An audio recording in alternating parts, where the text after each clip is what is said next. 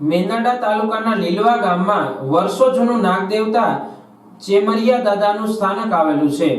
વર્ષોની પરંપરા મુજબ શ્રાવણ માસની પહેલી નાગપાંચમના દિવસે વાજતે ગાજતે શોભાયાત્રા કાઢી હારતોરા કરી નાગદેવતાના સ્થાનકને ધજા ચડાવી યજ્ઞ પ્રસાદીનું આયોજન કરે છે।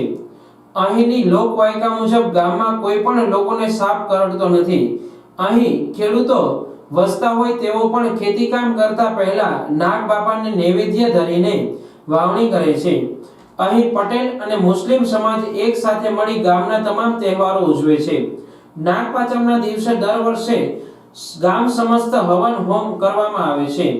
આ પાંચમના યજ્ઞ હવનના યજમાન ચંદુભાઈ પીપળિયાનો પરિવાર જે રાજકોટ રહે છે તેઓએ સહકાર આપ્યો હતો।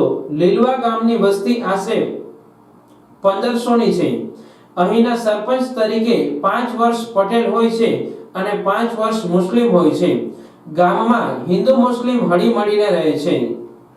લીલવા ગ્રામ પંચાયતના અમારા લાડેલા સરપંચશ્રી આજના ઉત્સવનું ઉદ્ઘાટન કરેલ અને ગામ આગેવાનોએ આજથી ઉદ્ઘાટન કરેલ, જે અમારા સરપંચી બે ત્રણ શબ્દો આ બાબતે